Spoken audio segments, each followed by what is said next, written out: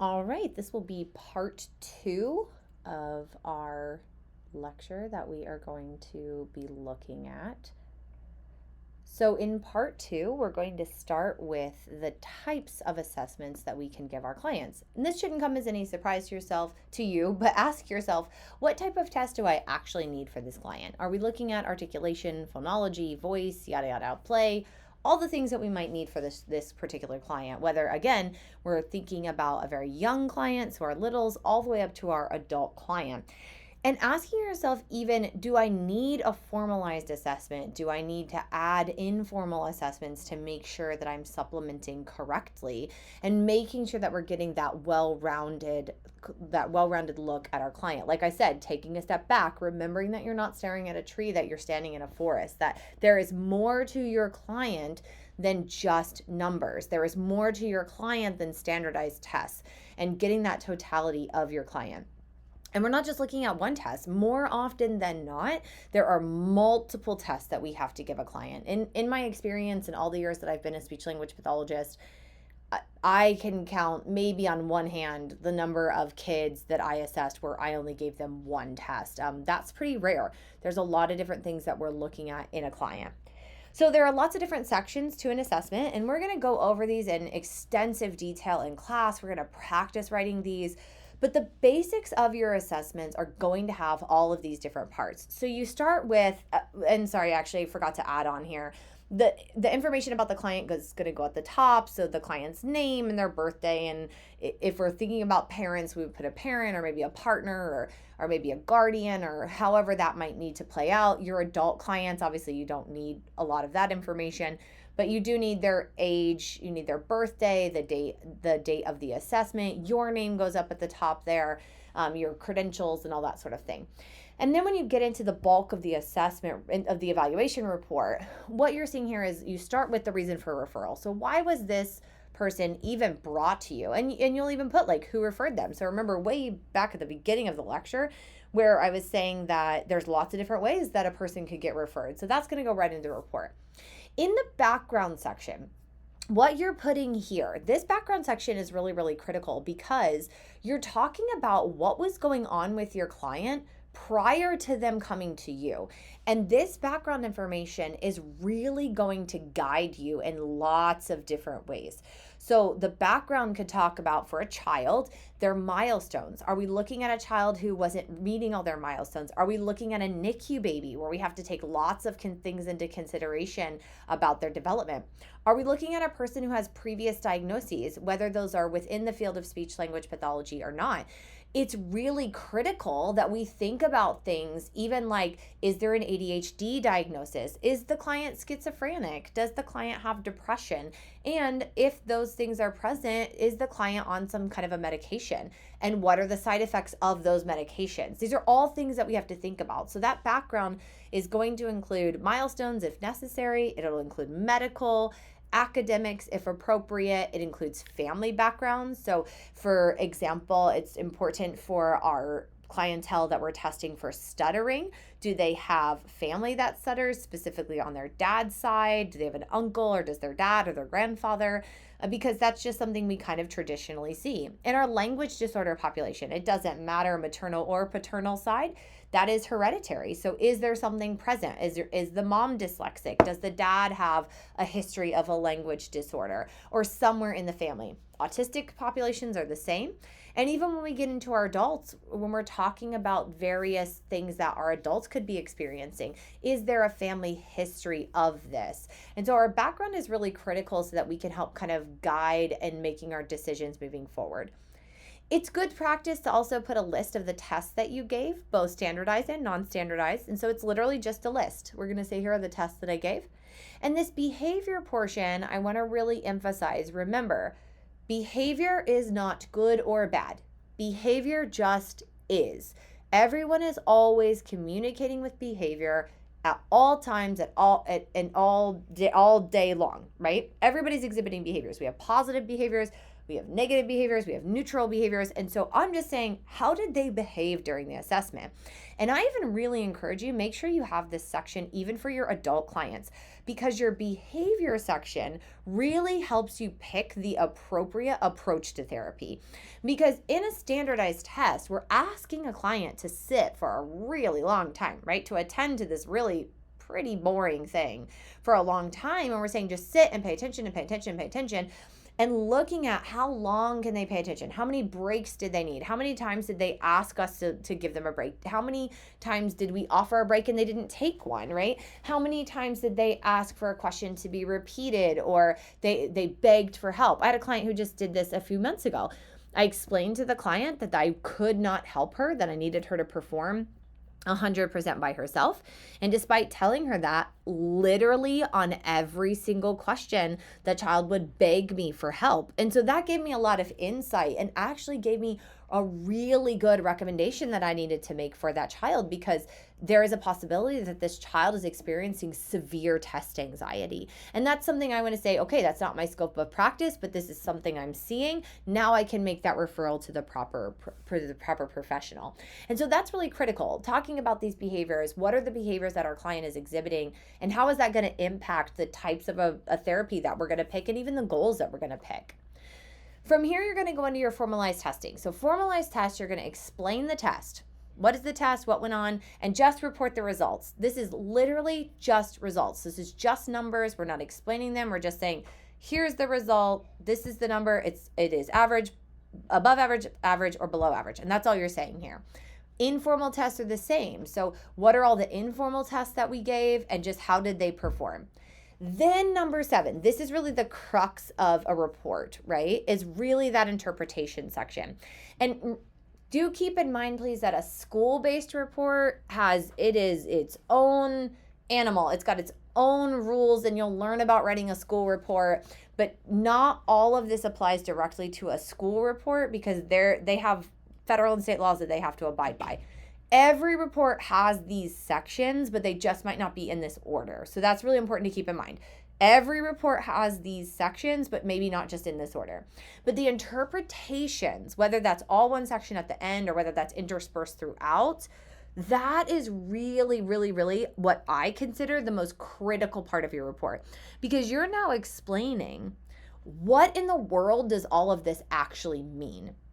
What does it mean to get a standard score of 78? What does it mean to get an informal test where the TTR is 0.13, right? Or whatever it might be. And so I think that's really, really critical, that this is where all of your glorious knowledge of being a speech language pathologist really comes together. And you get to say, I did all this formalized testing, but now I get to explain to you what it means. So what are all these different pieces? We're looking at the different subtests. We're looking at saying, where are the strengths, where are the weaknesses?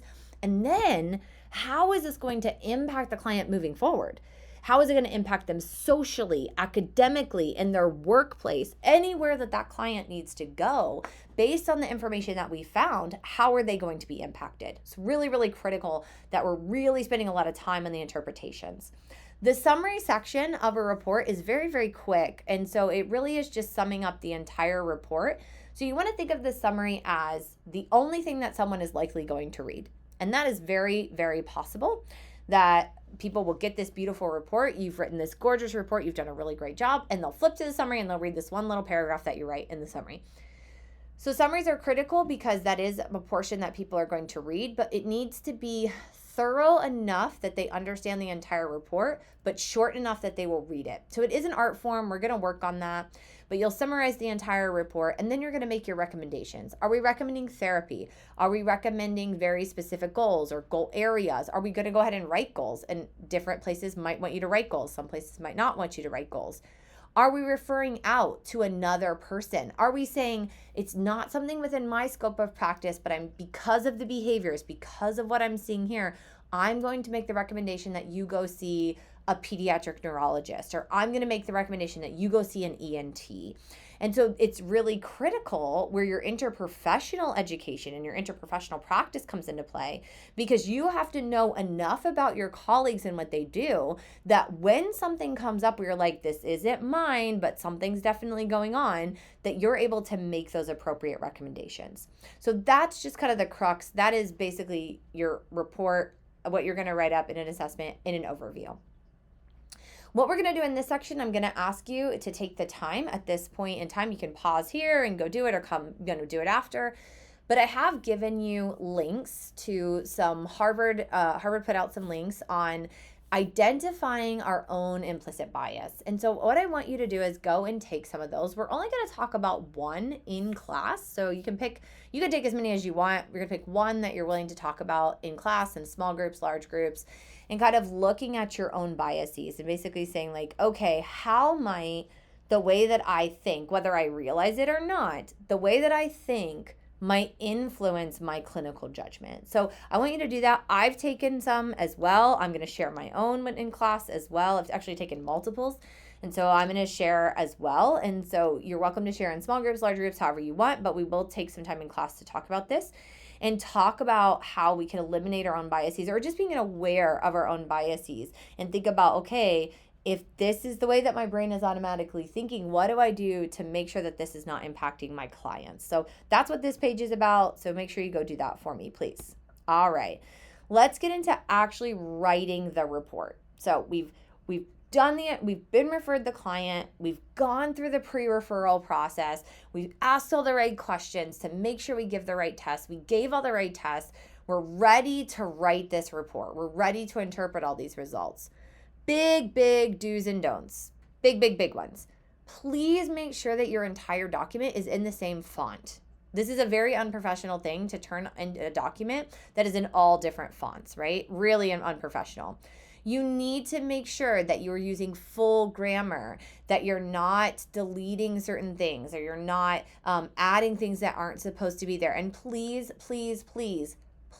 don't delete your articles. A, and the are critical words in the English language, but for whatever reason, many speech language pathologists, I see this often in my students, and I see this often even in the practicing SLP world, where they just don't use the words a, and, or the.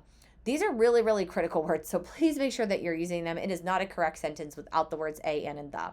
No contractions. You do not use contractions when you're writing clinical writing skills.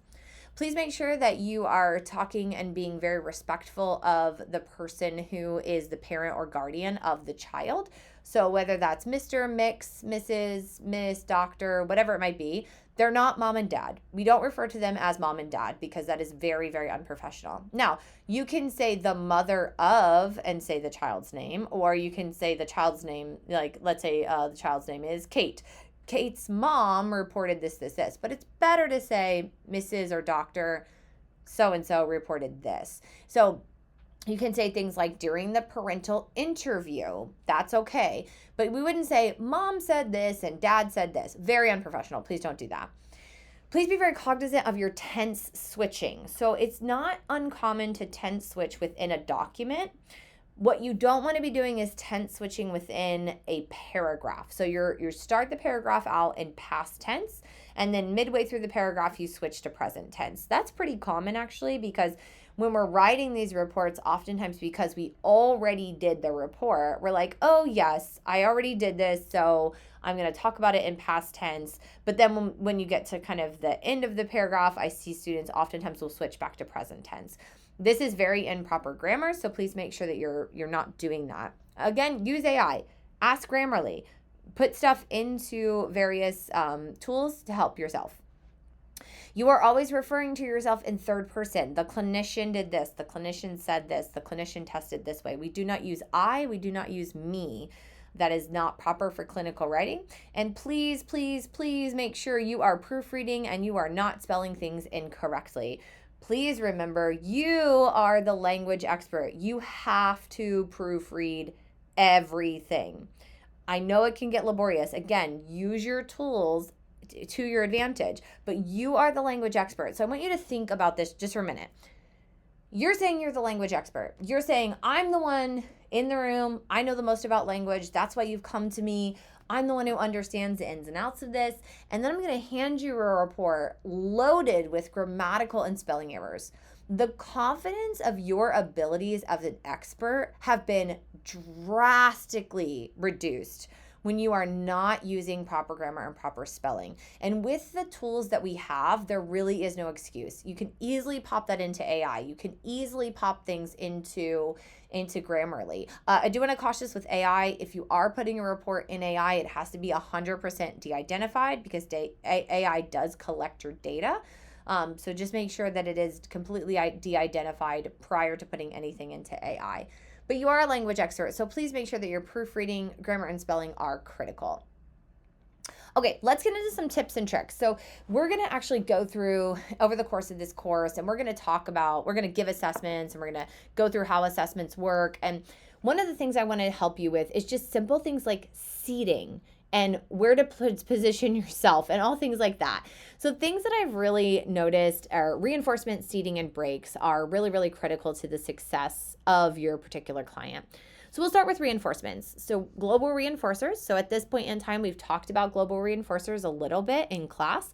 And so I want we're going to continue to use global reinforcers. So especially when we're thinking about very, very long tests. So something like the CASTLE, where there are 14 subtests, if you are giving the test in its entirety, right? So you might not give the test in its entirety, but if you are, a global reinforcer would be really critical to help your client get through that particular test. Your clients who are having a hard time attending, even if it's just a short test, a traumatic brain injury client or a stroke victim, they are going to have a really hard time getting through things. So having a global reinforcer is really, really critical. Additionally, intermittent reinforcers. There is a ton of research on not giving reinforcers at a predictable time. So when we do reinforcement at an unpredictable rate, it actually increases the excitement and desirability of the client to continue to work with you.